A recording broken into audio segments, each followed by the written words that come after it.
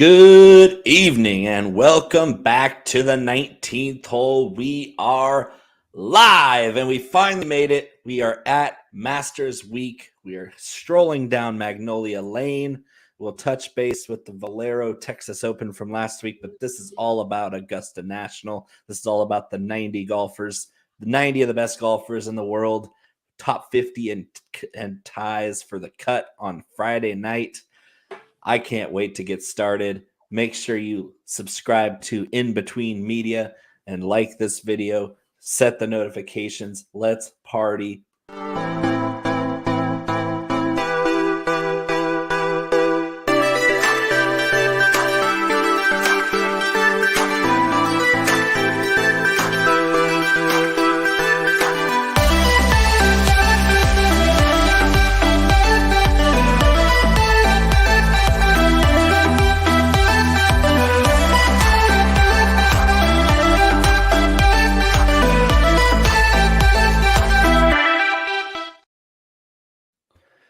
As I mentioned before, this is the 19th hole, always live, Tuesday nights, 8:30 Eastern on YouTube, In Between Media Production.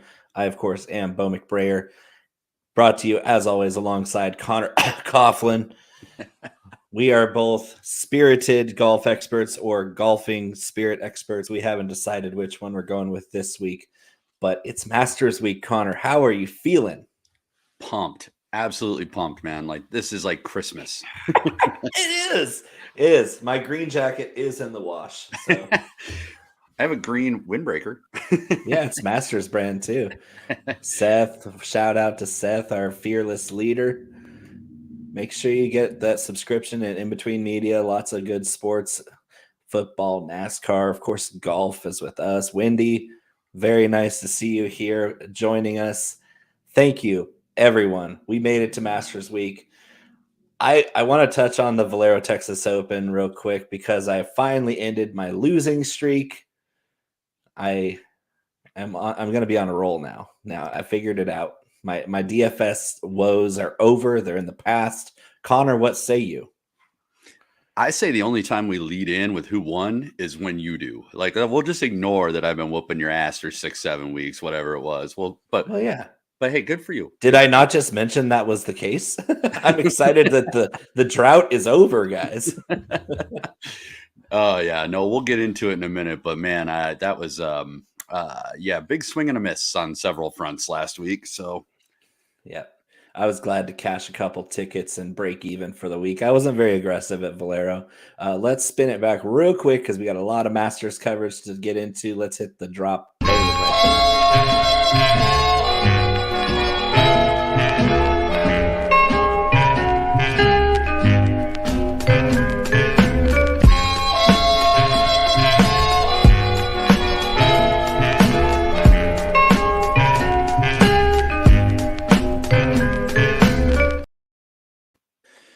The drought is over. I am relieved that Conor's nearly 2-month run of terror, at least a month and a half, is over. I got off the schneid right before the biggest week of the season. This one's worth more. Like, I think we could up the stakes, double it to 20 this week. What do you say for majors? That sounds kosher. I mean, you shouldn't have any qualms about that. The way you've been beating me like a drum. Oh yeah, up the stakes. Yeah, I'm playing on house money, man. You can run that up to whatever you want to. All right. I'm just like digging myself a bigger hole at this point.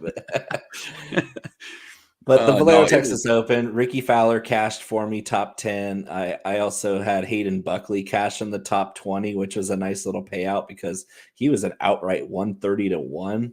And that was a guy we were both on. He did not Buckley us. He did great. Great job, Hayden. He didn't do too bad on Friday, which was the main stat was that his Friday scoring average was 4 strokes worse than his other 3 days. So good job, Hayden Buckley. Thank you for the money. Who did you have that worked out for you last week?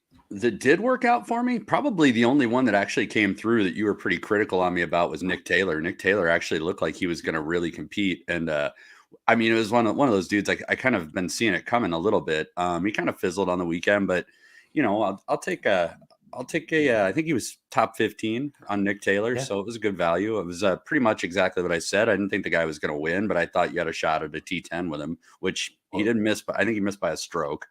Yeah, and DFS wise, he was great because anytime you get a guy that cheap making the cut and contending, making birdies, saving pars, not making a lot of bad scores over the week at a course like the Valero, that was a great value for you across the board, especially in DFS, I think.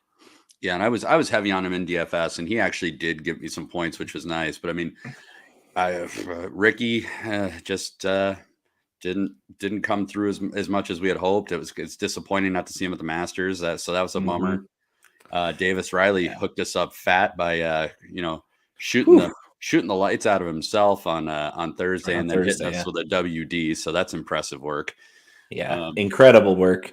Cam Davis was the surprise one. He ended up shooting a 78 on Thursday and came out of the woodworks on Friday to almost make the cut. He went gangbusters on Friday, and I was like, wow, this is gonna be the greatest cut make of all time, where he was almost a dead last after the first round, but he finished Thursday birdie eagle and then parlayed that into a really good round on Friday, missed the cut by 2 shots.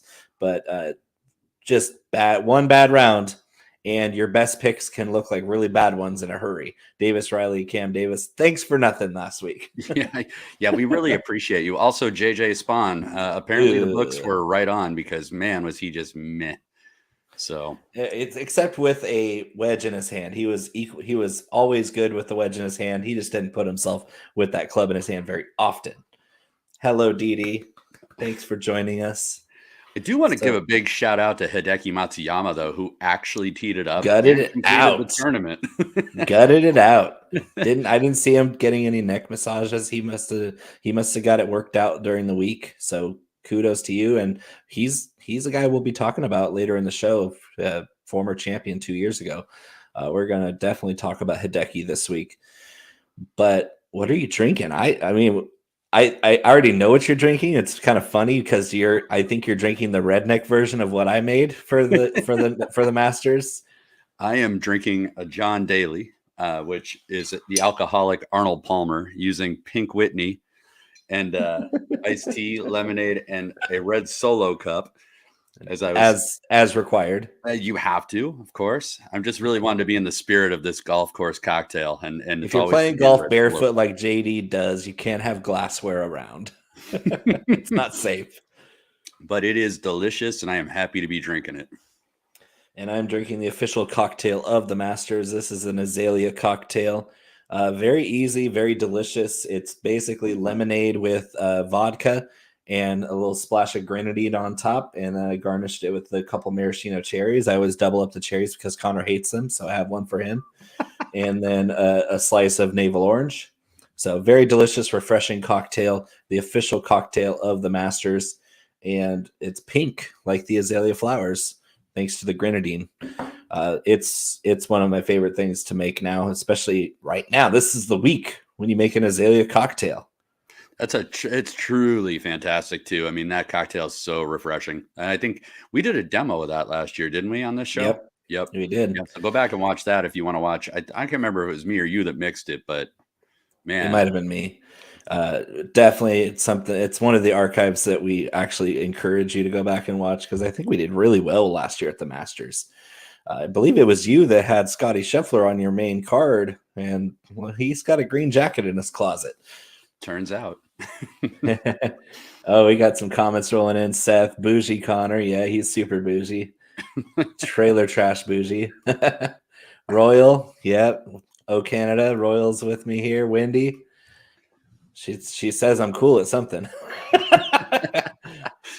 Well, I mean, Wendy, she's right. You are pretty cool. Wendy and you are both in the Masters pool with Linda Lyons. That's gonna be a lot of fun. We did a snake draft with 6 people and may the best picker win. I would be remiss if I didn't mention this since we've got a few people from that pool on here. I masterfully drafted all three-letter first name golfers, my entire team. So, yeah, It's pretty. It's pretty, as they were giving me a hard time about. Probably not going to do much, but it's pretty. So, when you say that, did you count Sung J M as a 3? It's like because Sung is 4 and Lee is 3. So, are you just saying the Lee is or J is? No, J I got Max Homa. I got Cam Smith, Cam Young, Minwoo Lee, and who was the other one I got? It was Sung J M. So no. you got all in one. No, I don't have Sung J. I'd have to go look now. Now I forget, but doesn't matter. Oh, I got man. A lot of Either 3 way, better names. I was mad that you got Cam Smith because that was a guy I was going after. He wasn't going to make it back around to me though because I had the second pick. Of course, Scottie went first, and I ended up getting John Rahm. Really, not a bad pick to have. But yeah, boy, what a stroke of bad luck. Jeez, what a stroke of bad luck! I got the second best golfer in the world who's looking for a green jacket in his own right. Let's go to Club Twirls, and you can break down the course for us. Augusta National Golf Club, Augusta, Georgia. As I wrote today in my Betting Pros article, it's way back in the holler. The cicadas are buzzing. Let's twirl some clubs.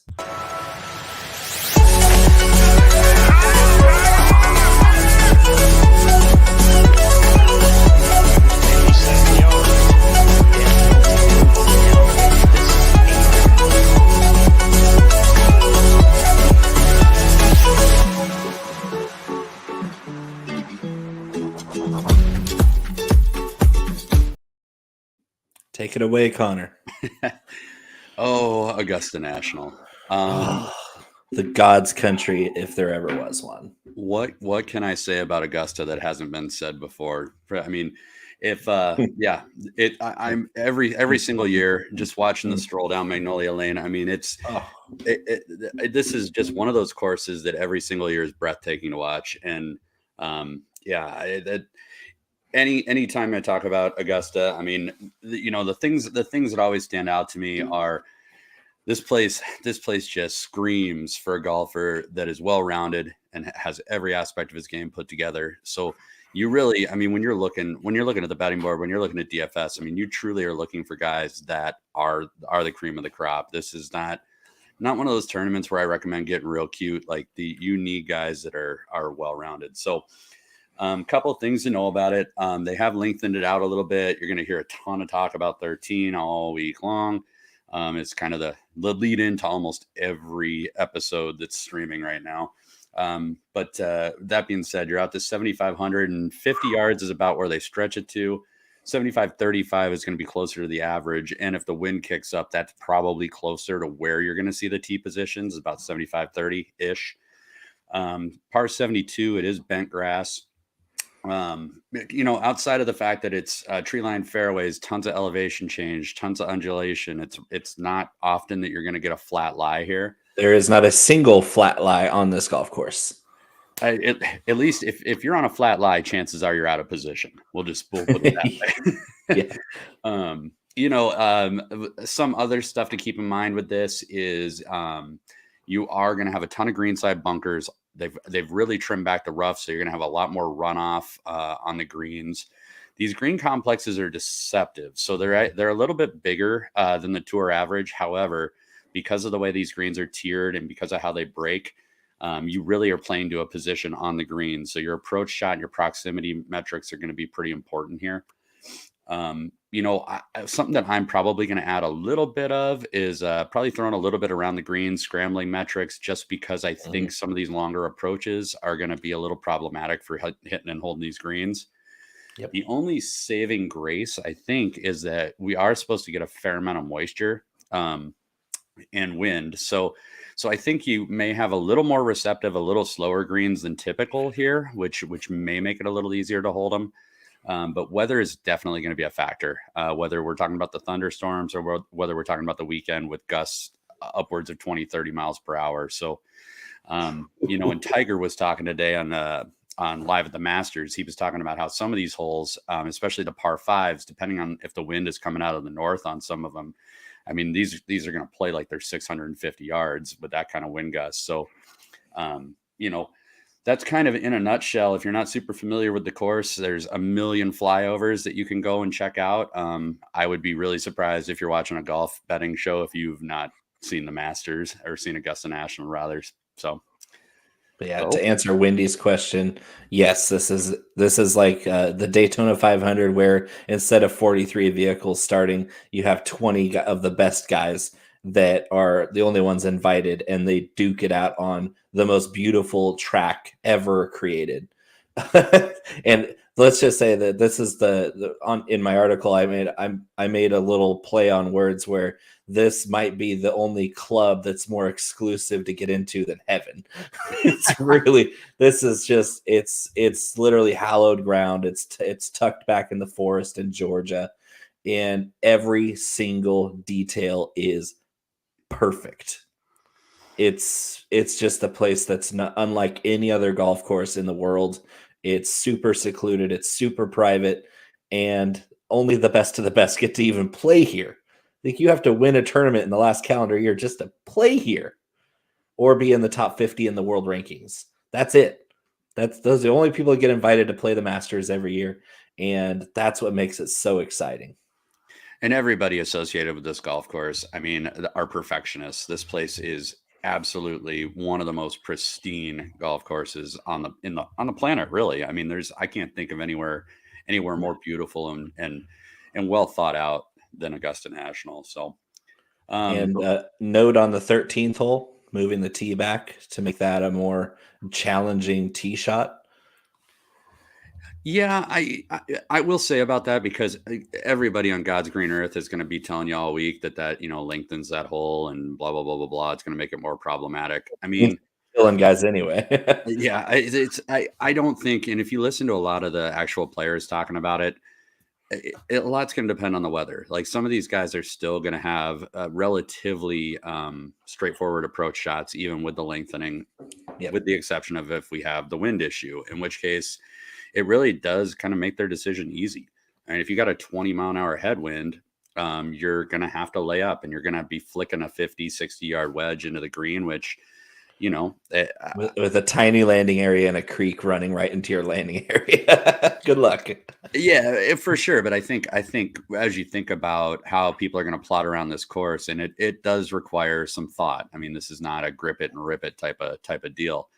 But if you think about the level of player we have at this tournament, these guys are thinking men golfers. I mean, they're not gonna go for something that isn't obtainable. And so I think some of the lengthening and some of the some of the shots and some of the carries that you hear guys talking about, I just don't think are going to be as detrimental to the performances, maybe what some of the media is hyping. Not to the best players. I would agree with you there. And really, because I mean, one guy that you don't necessarily think of as a thinking golfer has won here twice, and that's Bubba Watson. But you know what kind of intelligence Bubba Watson has is his creativity. 100%. Like Bubba Watson's never hit a straight shot in his life. He can picture the exact shot he wants to hit, and that's the way he thought his way around Augusta National to win twice here. Phil Mickelson, same kind of way, where we're talking about guys that are so in tune with their own game that they can picture the perfect shot and make it happen. At a course like Augusta, that kind of creativity can make up for maybe not being the sharpest tool in the shed or the guy with the best ability to have a perfect swing, whatever that means. Tiger Woods has won here 5 times, and he's won it 5 different ways. That's what it tells you. Everything you need to know about Augusta National is that even the best golfer to ever walk the earth, who's won here 5 times, has never done it the same way twice. That's what I always take away from this, is it's going to be a unique champion, even if it's a guy who's won here before. Yep, absolutely. I mean, you hit the nail on the head. There's a couple ways to work your way around this course. Creativity is premium. And kind of to your point, like it wasn't that it wasn't well thought out by those guys' performances. It's just that creativity that they brought to their game plan just gave them an edge. And I think in a lot of ways you're going to see that every year. This year you may not see as much of it. Again, going back, I hate to harp on it, but going back to some of the weather is going to demand that you just play it smart and maybe take some of that creativity out of the bag. But Hit we'll good see. shots. Yeah. What was what we said before the show started? If you don't hit a perfect shot here, you are literally screwed. That's what the course will demand. You hit a perfect shot off the tee, on approach, and good luck putting on these greens, even if they're a little slower, because they are tricky as all get up and they are nasty. Where if you look at the highlights of Masters winners, they're making impossible putts from all over the place. They're like, there's nobody in the world that can make that putt or even think about making that putt, and they made it. And that's what it demands perfection. Let's start with this guy up at the top. I know we agree on the defending champion, the guy who, if he wins, will be handing the green jacket to his damn self, Scottie Scheffler, who is the odds-on favorite at plus 700. I've seen him at 650. I've seen him all over the map, usually under 10-1. He is the odds-on favorite for a reason. I have a feeling this guy's going to end up this in the a 3-time champion at least by the time he hangs him up. Yeah, definitely. I will say I'm seeing him and Rory now at the same number. Wow, that's impressive. And so I and this is not me. You love Rory, so I need Rory. Your reaction here. I do love Rory, and if I got to pick an outright between those two, I like Rory here. Spicy. I love Scottie. I love everything Scottie's been doing, but I think it's a different experience for a defending champion here. The responsibilities during the week, even the mental capacity to repeat here. Pressure. Yeah, I mean, I think Scottie will compete, but I just think if you look at what Rory's been doing for the last 2 weeks, you listen to all the composure that he has and all the thought that he's put into the adjustments to this course.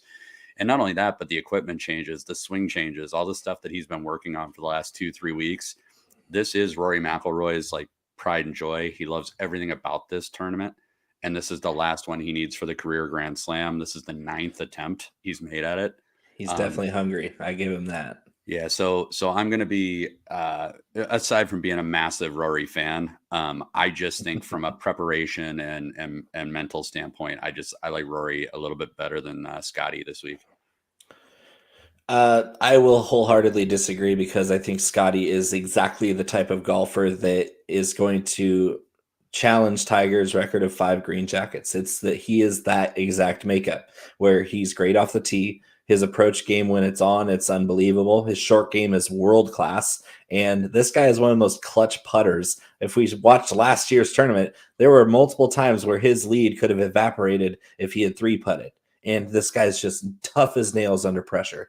The mental fortitude and the sheer talent that Scottie Scheffler has on a course that's set up like this, I just don't see any more perfect golfer in this field to win another green jacket, even if it's back-to-back. It's only happened 3 times before, and it's Jack Nicklaus, Nick Faldo, Tiger Woods. That seems a really lofty class to join for back-to-back Masters champions. I know it's stiff, but I really do think Scottie has what it takes to do that. But I know I like a couple guys before my next guy here. But I want you to lead off with your next favorite pick. I can't read your thing right this second, but who's your next one? Cam Smith? Yes. That's my next one. Excellent. Let's talk about the mulleted, mustachioed Aussie on the LIV Tour now. He's been here 5 times. He's finished in the top 10 3 of those times. He has also, just like Rory, yet to win the green jacket, but there is probably not a more lethal scoring golfer in the world inside of 100 yards. His short game is immaculate. He's the best putter on the planet. He won the Players last year before he took the LIV Tour plunge in very impressive fashion. High stakes, high pressure in a thinking man's golf course. I think besides Scottie, I can't picture anybody else if they're on running away with this tournament like Cam Smith. Okay, so first off, agree with pretty much everything you said. With Until the last part. With an exception of a runaway. I personally think that this is going to be a very, very, very close Masters. I think that this weather is going to be no joke. I don't think it's going to be a score fest. Not that it typically ever really is, no. but except when Tiger won. When Tiger won, it was him scoring fest, and then everybody else was normal. The question marks with Cam Smith, and I don't subscribe to this, but I think that if you are kind of doing your research and listening about, you're going to hear a lot of this live nonsense talk, and he hasn't played 72 holes in a year. He hasn't played at this level of competition, whatever. Cam Smith has some of the best course history at Augusta. And yep. I believe he's fourth all time for strokes gained on 72 round metrics. So at Augusta, seems pretty good. Yeah. So he's a pretty solid golfer. 28 to 1 or 25. He was at 20 to open the week, and now he's up to 25, even 28 on certain lines. That's soft as hell. The live guys are getting no respect. None. And for that reason, a lot of the guys I'm going to talk about are live guys, but ditto. I will say, I was going to point out Cam Smith can be had as high as, depending on where you're playing, as high as 30 to 1 right now. And good Lord. We're talking about the number 5 golfer in the world, who is still a number 5 in the world despite not getting any points for his live tour events. That's insane, guys. That is absolutely bonkers that a live guy is still holding on the top 5 in the official world golf rankings. That's how good he is. God, and if you listen to him talk this week, man, he's ready. He is ready to prove that like you can doubt him all you want, but he is still every bit the golfer he was. So I really, his only weakness is off the tee, and we haven't seen that weakness show up at Augusta yet in his career. He's been good enough off the tee to let the rest of his game shine through. That's the really only thing that concerns me with him, is if he has a bad week off the tee, he's done. But if he's even average off the tee, he is so good. After that, it's uncanny how good he is at putting the ball in the hole after his first shot. So my next one, at the same odds, with the polar opposite game course history, Max Homa. Max Homa is the same number. Hey. And Max Homa has absolutely abysmal course history. Yeah, he has not done well here. However, he's getting no respect from the odds makers because of that course history, when in reality, there might not be a sharper golfer on the planet right now than Max Homa. And his game really fits this course. Game fits the course. He's as well tuned as I think anybody's ever seen Max Homa, and he's got a way about him that's just this quiet, humbled confidence. Like he's letting his game speak for itself this year, and everything that he's done so far. I mean, he is threatening to be one of the probably top 3 golfers, I would say, in the world over the next 12 months. I mean, Max Homa is just showing that he's incredibly consistent, and he's got all the tools to compete with the big boys. So.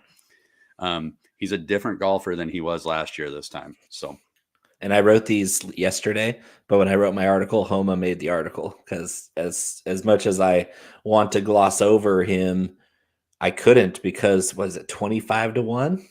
Come on, guys, 28. I got him at 30. I got him at 30 to 1 at 30 to 1 right now at Caesars.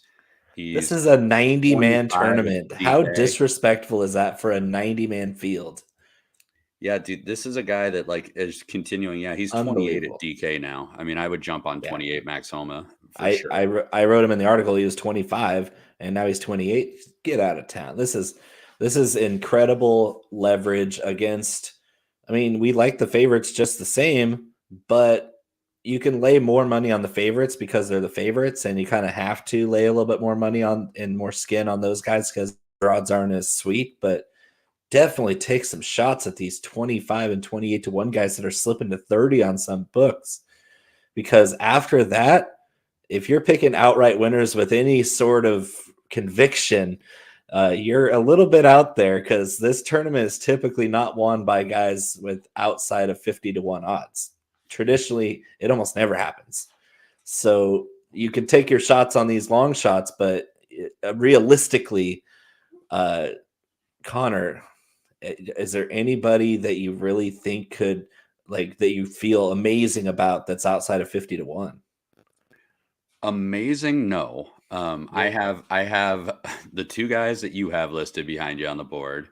Really? I like it. And then I have just before 50 to 1, I have Koepka. Yes. Coming off of a win on the LIV Tour. Not that Yep. necessarily means anything. It But does, though. You know what it means? It means he won an event last week leading up to the biggest event of the year in a place where he's done pretty well traditionally.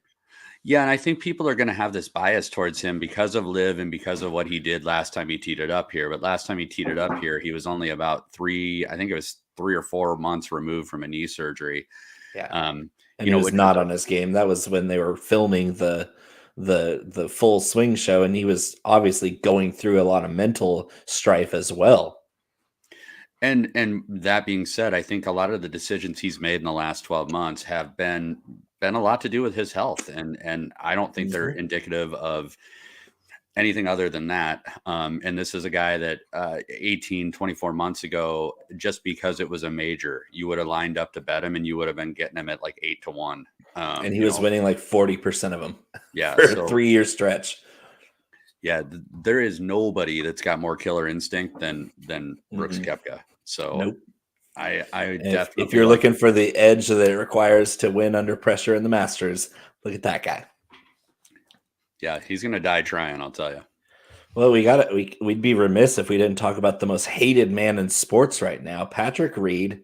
Everybody hates him. He's earned it. He has gone out of his way to become the most unlikable person in all of sports. He served Rory McIlroy with a lawsuit on Christmas Eve of all days. He's suing everybody in sight. He's been accused of cheating his entire career because he's been caught a few times cheating his entire career. The guy is absolutely despised across the board. He's also a LIV Tour departure guy. At the same time, he has a green jacket in his closet from 2018 and has, if not the best, one of the best course histories in this entire field. And he's getting the LIV discount. I've seen him as low as 80 to 1. DraftKings has him at 65 to 1.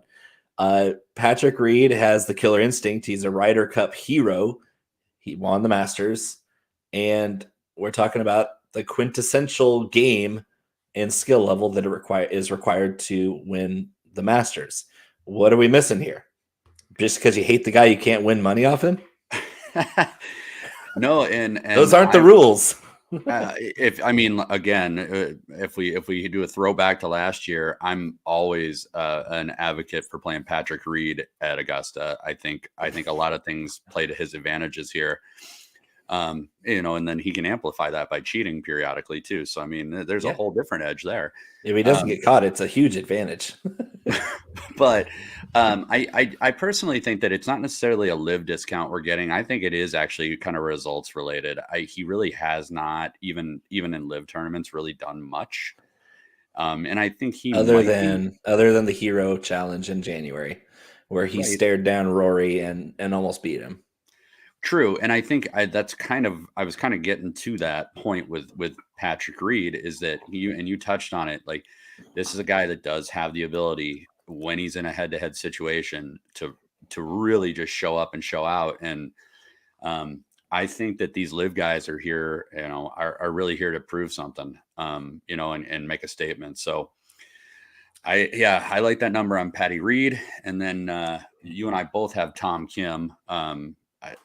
I think that this course sets up, the longer this course gets, the more it starts to line up for Tom Kim. So, and the reason I think that is because if you're looking to plot around the course, you're looking to play target golf, Tom Kim is one of the better people on tour right now at doing that. I think the big concern that I've got with Tom Kim is just the putter. It's been so hit and miss. He really, outside of that, is pretty consistent in all other aspects of his game. But what's crazy is you watch him drain a 50-foot putt, and then you watch him miss a 6-foot putt. So it's just kind of, golf is such a brutal sport. God, I hate it. But I think 80 to 1 on Tom Kim, I think that's a great number on a guy that is cheap.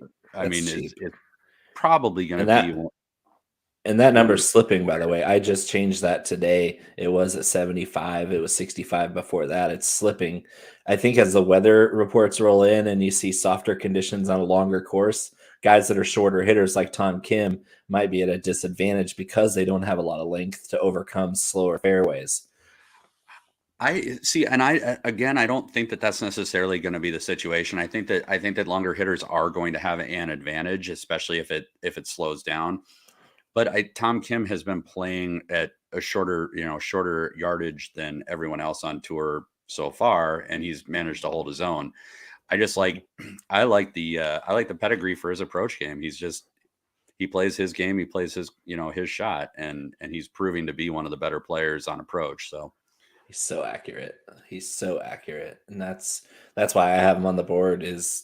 You have to be able to put it in a spot in the right tier of the green with an uphill putt. If you leave yourself with a downhill putt, even on the right tier, you could be screwed. This course demands perfection, and Tom Kim is one of the most precise approach players on the planet. And yeah, I'm worried about his putter, but I'm also not worried about him putting it close enough to where if he gets hot, he can definitely contend at 80-1 for his skill level is way too cheap. Well, and I'll throw one stat out there. We'll talk about him more in DFS, but I was actually really, really surprised to see that he's in the top 15 from 200 plus yards on approach. Not because I don't think he's accurate, but because I like that segue that you're setting me up for. but because like that 200 yards for Tom Kim is like a 5 or a 4 iron probably. I mean, like no joke.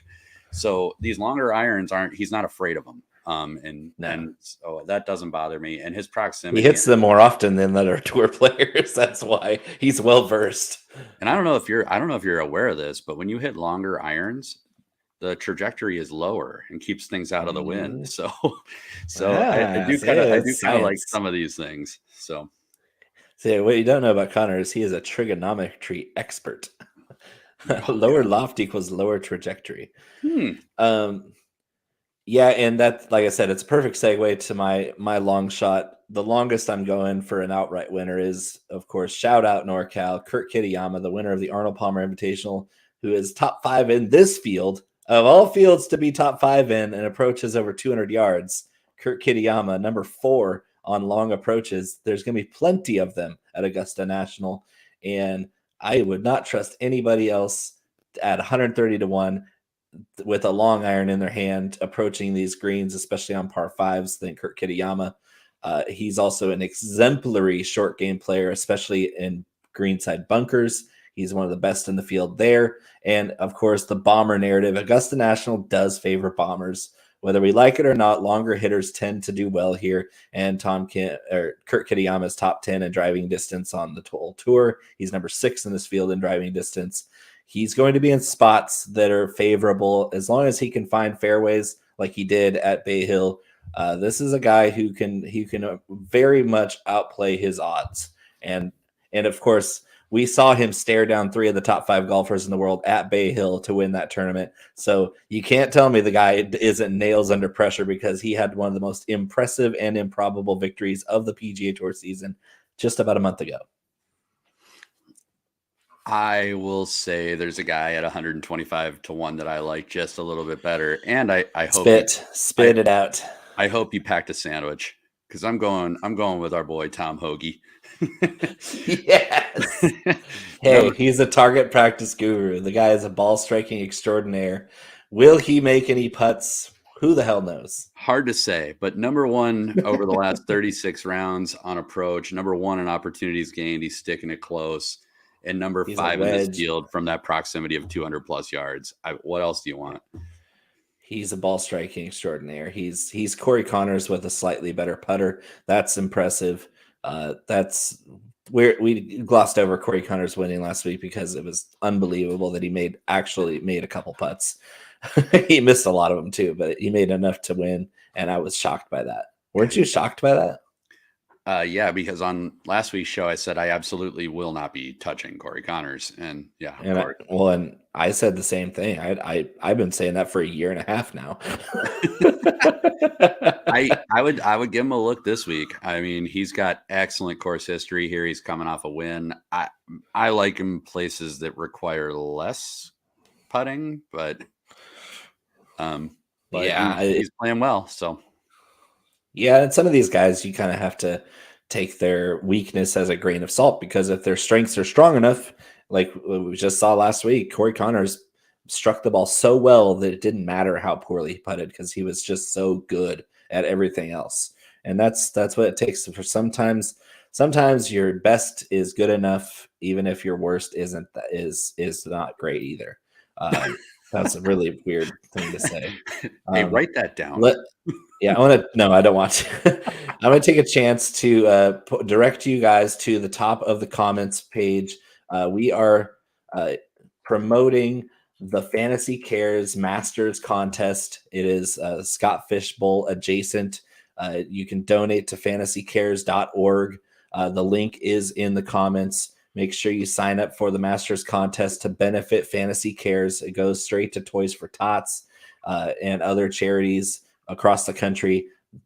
Scott Fish is doing amazing work all year round, and it's really cool that he's doing a Masters contest. It's really easy to sign up. It's your first and last name and email address, and you pick who you think is going to win. That's really it. You pick your winner, you donate to the cause. That's it. It's that easy. Click the link.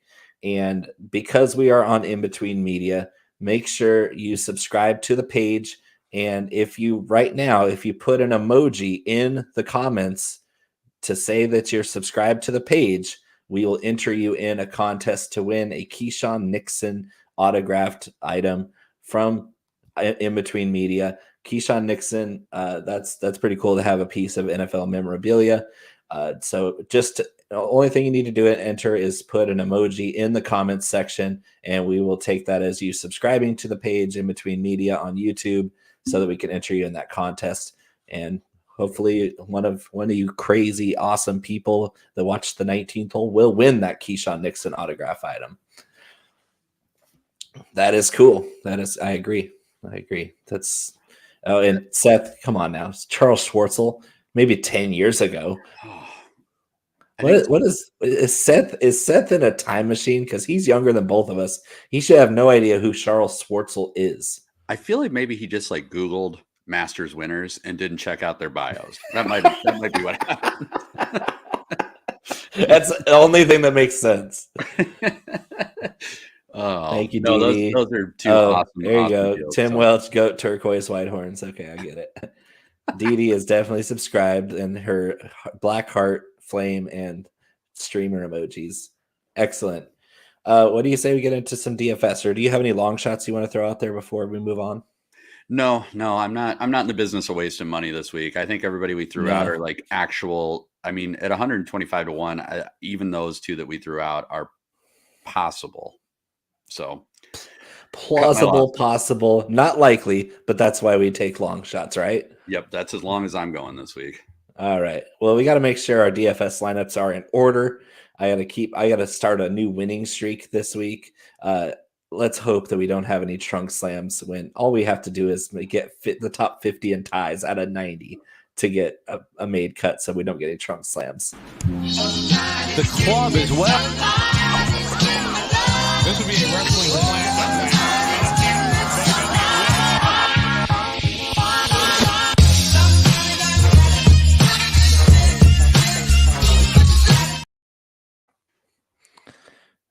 I was just gonna say, you got to Royal. It's my vouch to you that if that is the final pairing, I will personally fly to Canada and take you out for a steak dinner. I will do that.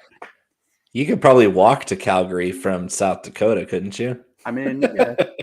It's a bit nippy out there, but frostbite steak, it's worth it. Oh my goodness. Seth and Royal are on a whole different planet right now. So. Seth's really down for some throwback winners this week. Jeez. I mean, might as well just pick Tiger. At least he's won here 5 times, and it makes sense. Which actually I have some interest in, but we'll get there. You should. Tiger Woods. It's Tiger Woods. This could be the last time we see him at the Masters. So it's in every time we have a Masters, we're going to say that until it's over, and then we'll cry because we're sad that it's over. That's about it. Oh boy. Oh, Royal says it is a bet. You are on Mr. Sioux Falls. I don't know if you're game enough for Calgary. Oh, Canada's not ready for me. I know they got good steak up there. I don't know That's a if they'll let fact. me in and out of Canada. It's hard to say. Your passport photo doesn't look like you. Is that what you're Not saying? anymore. It doesn't. It's coming up on its expiration. But for real. So getting Leverage.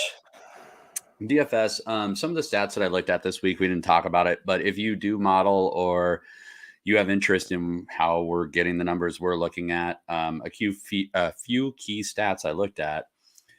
Overall tee to green, I think is important. Greens and regulation gained is something I built in. Obviously, approach. I did look at the 200 plus yard proximity approach distance. Opportunities gained, which is not a stat that you can get on every site, but the site I use does offer that. And it basically what that stat is it gives you an idea of guys that are hitting it 10, 15 feet and giving themselves a look at a birdie or better on after their approach shot. Par 5 scoring is super important this week. That's where the bulk of the scoring is going to be done. And then I did look at bogeys avoided as well. Just looking at guys, again, this is not a course that you want to play catch up on.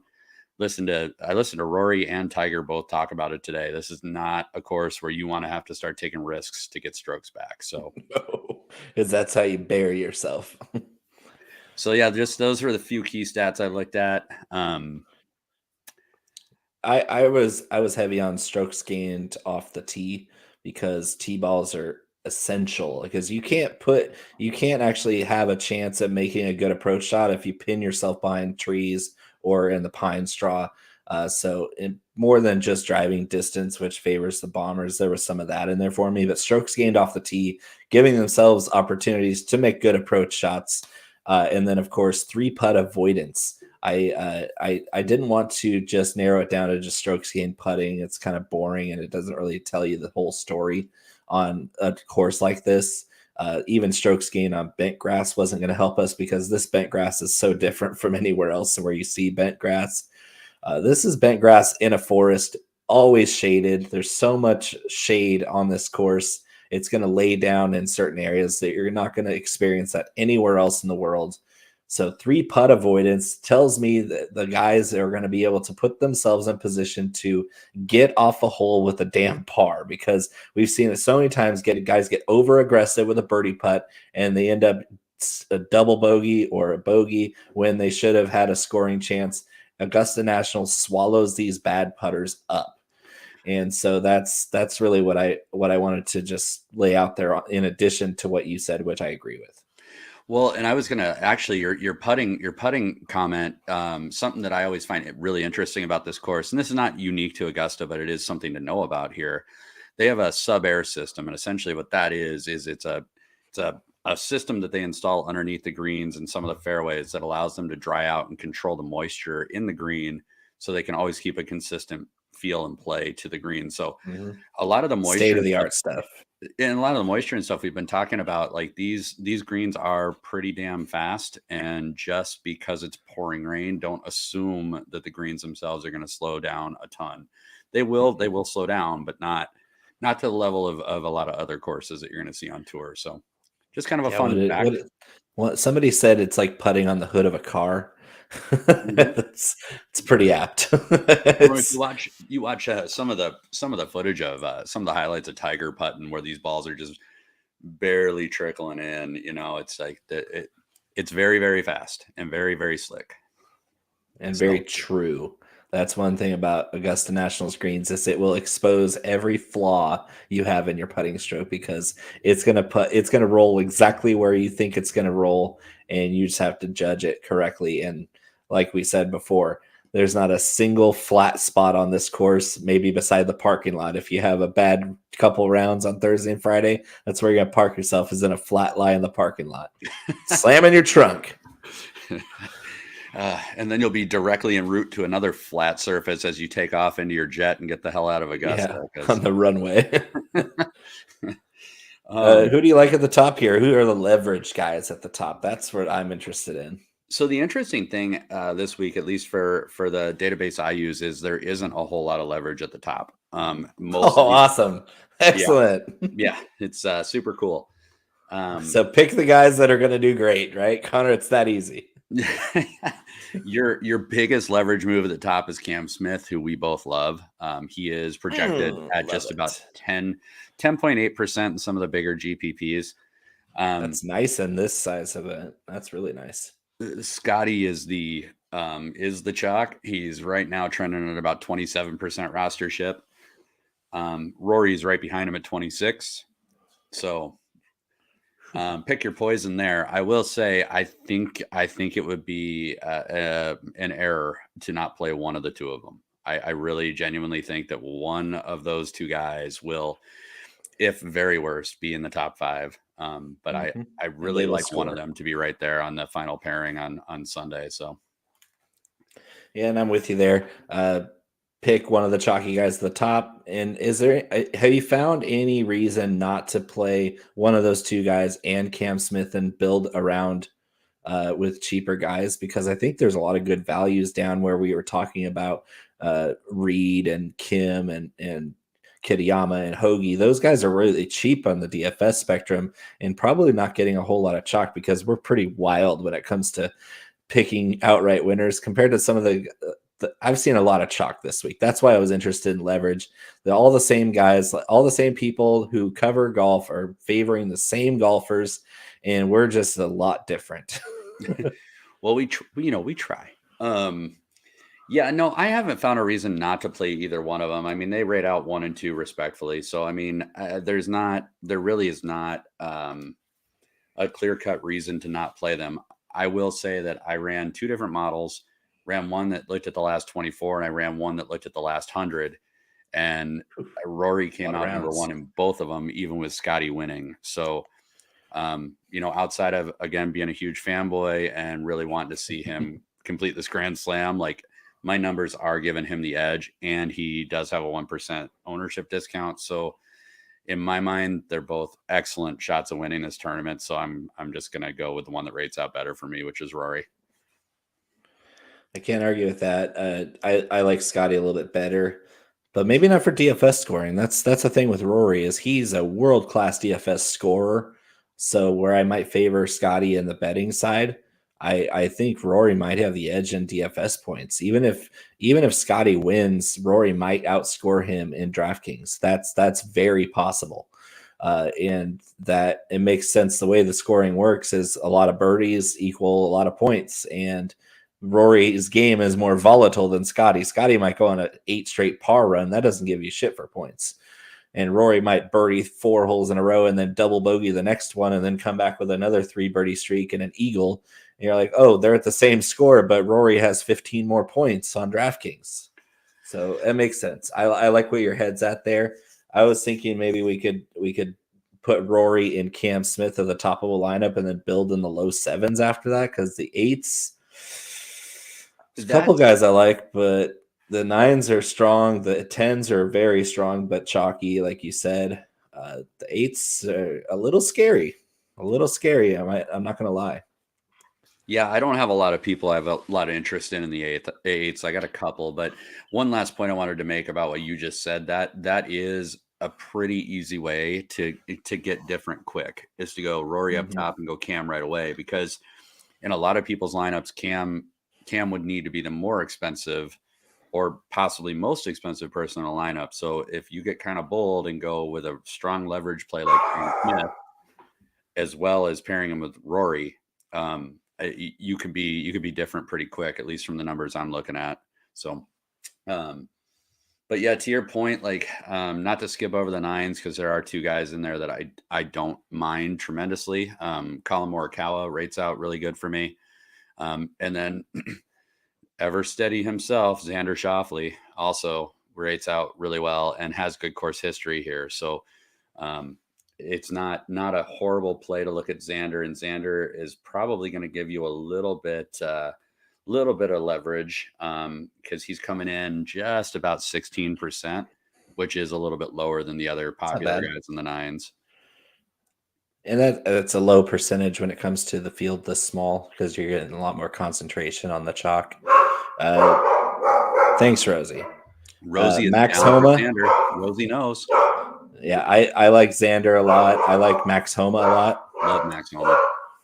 And what a steal of a price. Great price. Excellent rostership percentage right now. He's only looking to be about 11.5%, 12%. Smash it. Yeah. Smash the Max Homa. I love Xander. Colin, of course, is one of my favorites. It's just the nines are loaded. The eights, it drops off pretty fast. I do like some Tony Finau because how do you root against Tony Finau? I know you do, but I don't. See, the thing about Tony Finau is I never rooted against him. I like him as a human being. Love all his family stories. Rates out really well in modeling. You know what happens every time I play Tony Finau? He screws you. I start playing showdowns at about noon on Friday because all my lineups are toast. So I want to see Tony Finau win the Masters. Will I play him in DFS? Possibly. He'll be in the pool. He plays well here. I will say it's my own bias. Like, he rates out incredibly well for me. He plays well here. I just don't trust him. Tony Finau is a stat god.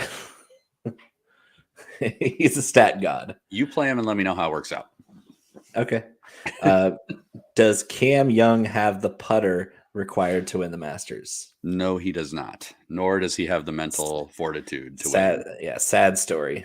You need closers. He's not a closer. One of my favorite golfers right now, but he's not getting his first tour win here. God, knock on wood. Last time I said somebody wasn't going to win, Corey Connors won. So, yeah, you get a kiss of death. Does Victor Hovland have the short game to win here? No, but I do feel like he has the off the tee game, and I do feel like he has the approach game to contend. Also, he's similar in a way to Ricky Fowler, where I feel like if the weather gets worse, Hovland would do better. So I do have some interest in Hovland. His short game does scare me, though. It is going to require his approach game is pretty excellent this week. Which, I mean, that's very possible because his approach game is usually really good. I think, to be honest with you, the nines, the majority of my shares are going to be spent on Cam Smith and Max Homa. Max Homa is somebody I already touched on in betting. Cam Smith as well are two guys that I think could actually win this tournament. I don't see a lot of other guys in the nines winning. So I like Sam Burns a lot. He's an all-around guy. I think he's too cheap on DK. 8,300 for Sam Burns. That's too cheap, right?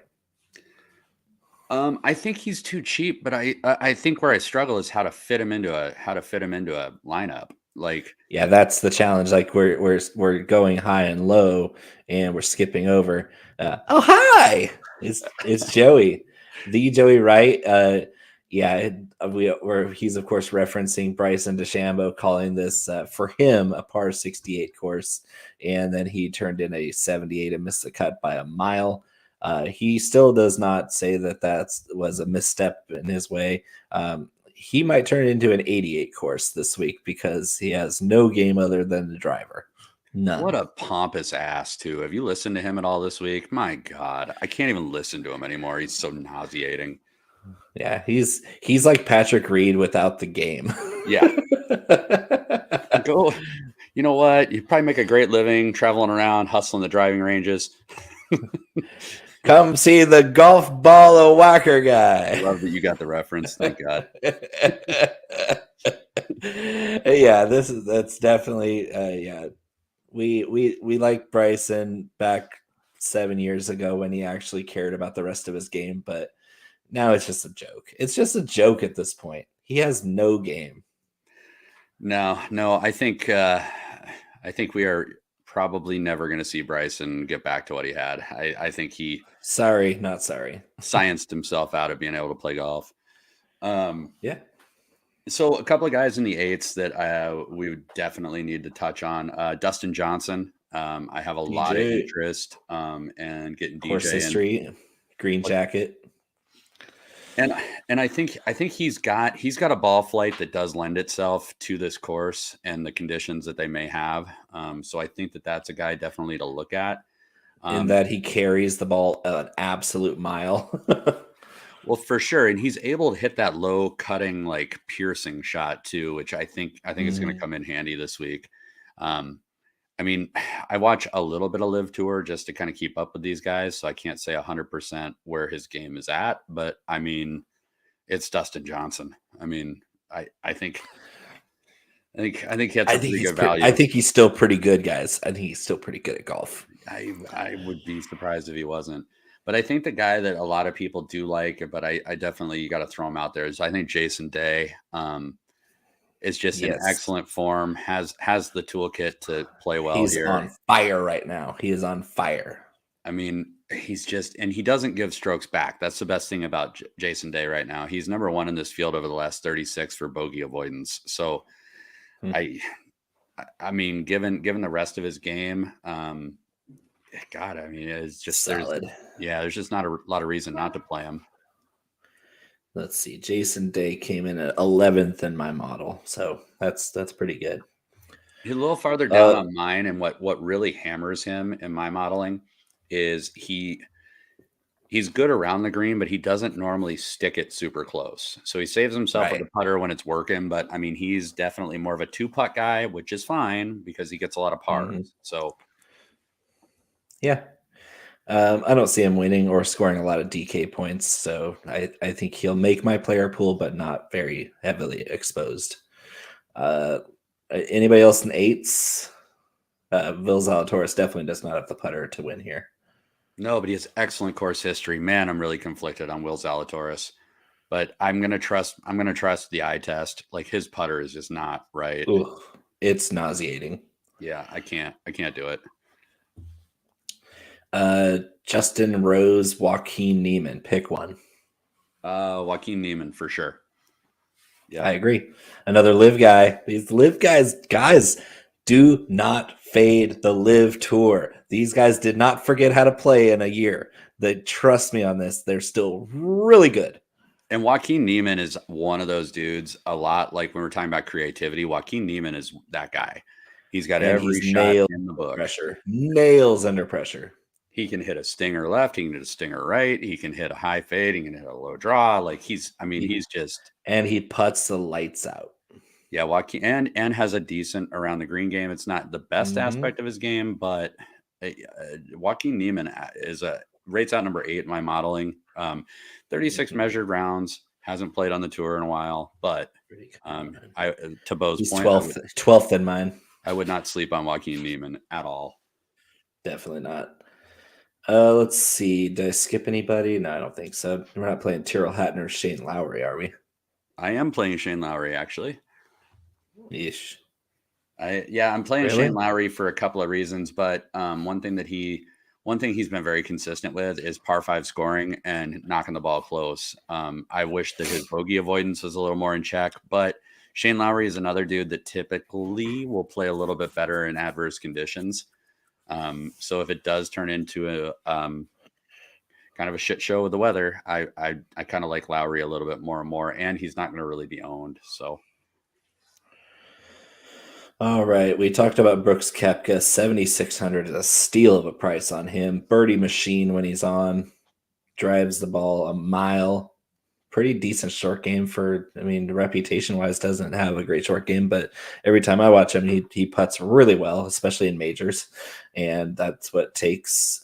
Adam Scott has good course history here. Corey Connors can't putt, but he can do everything else really well. Any of these guys blowing your skirt up at all this week? So Brooks will be one of my main staples. The price is just perfect to make the top part of what I want to do happen. So LIV discount for sure there.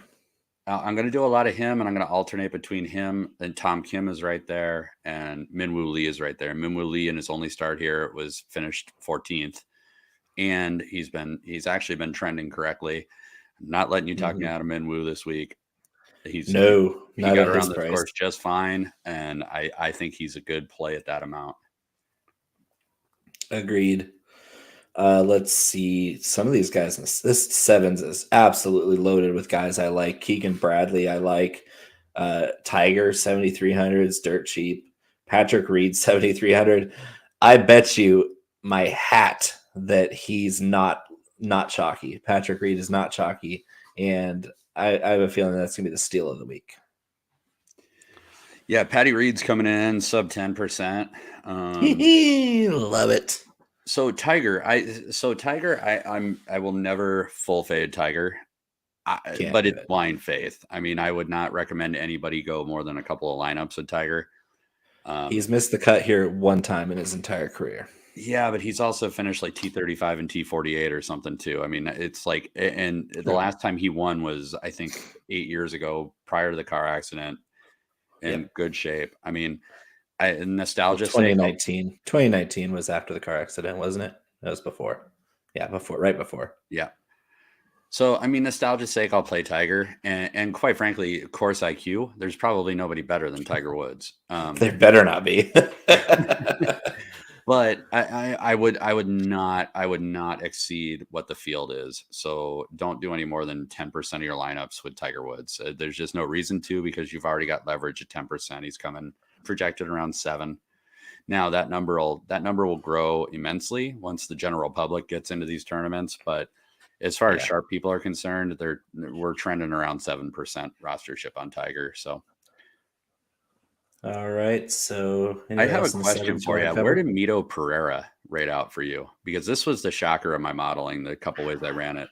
Mito popped up. Yeah, Mito popped up for me, and then I made him disappear. He's not near the top. What I did was the three putt avoidance made him fly away like a little Chilean that he is. Not a pressure player. Like where his countryman, his best friend Joaquin Niemann, is nails under pressure. Mito is a choke artist, and I do not want to play Mito in the damn Masters. The choke artist part is actually really accurate. I was just curious where he was rating out, because I tried to run it a couple different ways, and the worst I could get him to sit at was like 10. And I was just like, man, he must be playing better than I think he is. He's outside my top 25. Okay, well, that makes me feel better. So no Mito. Yeah. Perfect. No Mito. And I like Kurt Kitayama in that same range anyway. Kitayama is at 7,100. Killer Keith, Mr. Bomber Drive himself, is better play than Mito. Cashmere Keith, as they call him on tour. I'd rather play him than Mito Pereira. Yeah, it's bent grass. I'm not touching Keith Mitchell. Yeah, he's a Bermuda only guy. Which really Kitayama could be. We don't have enough of a sample size to say Kitayama is amazing compared to on like bent grass is what he grew up on, but Bermuda is what he's used to. Like there's a difference, because when you play in NorCal in the Valley, it's Bermuda, but if you play on the coast, it's all bent. And so that's why it's interesting to see Kurt Kitayama playing in college at UNLV, played on a lot of bent grass courses. So I'm surprised he turns up as one of the worst in this field putting on bent. But we've seen him dominate on Bermuda. I just don't know. It's weird. No offense, because I'm a Kurt fan too, and he rates out pretty decent for me, and I will have some of him. It's that long approach stat, the long approach and the short game. Well, and dude, his putting honestly is super hit and miss. And when he won, it's streaky. You and I both said like all he's got to do is putt a little, and he did. All he did was putt a little. So he made the putts he had to make, and that was it. Yeah, I mean, I don't know. I like him. I like him to do well for DFS purposes. So just to make the distinction, like I think he's a great roster for DFS. I probably have a lot less interest in any kind of outright for him. I think he'll make the cut, but I'm not 100% sold that he's going to do a ton this week. There's a lot of pressure and a lot of inconsistencies. It's his first trip there. I'm kind of holding serve on him in DFS, because I don't find myself needing to go down that low very often. I do want to talk about one guy. I know you're going to talk about Hoagie, but one guy that I couldn't get rid of in my model that's a LIV Tour defector is Taylor Gooch. No, Taylor Gooch.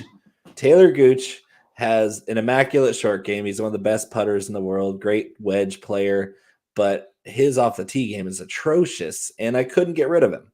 This is the most baffling thing in my model, where Taylor Gooch is tied for 8th with Cam Smith in my model. What the hell is going on? The only thing that I could figure out is there's a couple things that Taylor Gooch has going for him. He finished T14 in 2022 here. He does have a pretty good approach game. He can get streaky with the putter. Hit you to your point. His off the tee game is junk. But I also think that Taylor Gooch has a minimal amount of measurable rounds when you're talking about doing modeling. So yeah, I had a hard time getting him to fall off of my model as well. So with Taylor Gooch, there's going to be a bit of an eye test for me. Like Taylor Gooch was not somebody I lined up to play when he was on the PGA Tour. And no. I'm of the LIV guys. He burned us when we did play him. And of the LIV guys, man, I think that he's like kind of nut low this week. I mean, if I had to lay a bet, if they had a top LIV performer bet or bottom LIV performer bet, Taylor Gooch is my bottom performer. So Bryson's mine. I'm not even sold on that. Like Taylor Gooch, like whatever. He's not a guy that you and I would even be talking about if he wasn't on the LIV Tour. That's true. That is true. He would be lost in the shuffle on PGA Tour. 100%. And he wouldn't even have the stats to back him up where he is in this model if he had played 5 or 10 PGA events prior to this. I agree. So where he's tied with Cam Smith, who's one of my favorites. He's not going to make my pool. So I just wanted to get your insight on that because I could not get rid of him. Just like you couldn't get rid of Mito, I couldn't get rid of Taylor Gooch. And so I had to make a judgment call. I had an opinion on it. Anybody sub 7? Sub 7, 100% Tom Hoagie. I'll be taking some shots on. I really, really like his approach game. I was praying you wouldn't say Brian Harmon. No, I'm not going to. I got 2 other ones you're probably going to wince at. So Gary Woodland rates out well here. I'm not mad at that one. That one, I'm no winced for Woodland. The biggest thing I like about Woodland is he has great driver distance, and he has he is actually, believe this or not, number 1 in this field for approach from 200 plus yards over the last 36, which is I actually knew that. I knew that. I did my homework. So a guy that has competed on the tour before, has the chops to compete here. I think $6,700 for Gary Woodland is an extreme value if you want to get somebody who if you have to go dumpster diving, at least go for the food waste. The other guy too that I really like that's right there, a couple $100 cheaper actually, is another LIV guy. I like Harold Varner quite a bit. Statistically, he's done well here. As statistically, he does well. Period. Yeah, that's a win. I'm telling you, it's $6,500. You tell me who would you rather play down at $6,500? Nobody. I wouldn't play any of them. it's I know Varner's the best of the bunch down there, but no thanks. Let's just leave it at that. I winced really hard because that was really rough. That was tough. You really? I mean, you do realize that he's got a pretty good approach game. He's actually rates out super well in tee to green overall. Like again, these are minimal measured stats because he hasn't played on the tour for a year, but I mean, he rates out like in the top 10 for pretty much all the approach metrics and tee to green stuff. So, I mean, 6,500, I mean, it's not like he stopped playing golf. No, thanks. No, thanks. Let's go with, what's your prediction for the winning score? Oh, that's a good question. Actually, I've gone back and forth and I think it's really weather dependent. Don't cop out with a weather dependent pick. State your claim. Be strong with it. You can see mine right here. Well, I gotta like zoom in. I would say around 11, maybe. I got mine at -9. So we're right in the same neighborhood. I think it's 11 under. And I'm pretty confident that 11 under comes from Rory McIlroy.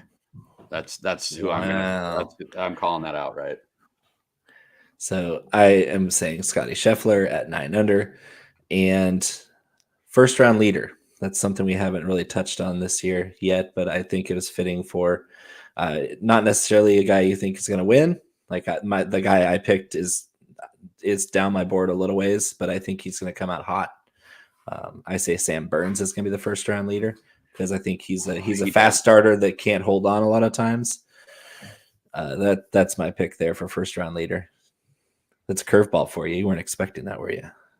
I wasn't actually, but I'll throw him back at you because I don't like him for the tournament, but I do like him as a first round leader is Corey Connors. Corey Connors is another dude that has a propensity for getting out and ahead and then pissing it away.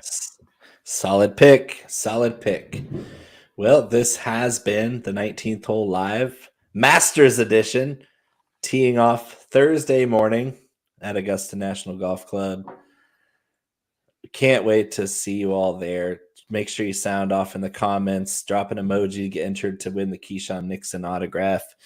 Join the Fantasy Cares Masters contest. This is 19th hole. That's Connor. Hi, Connor. Bye, Connor. I'm Bo.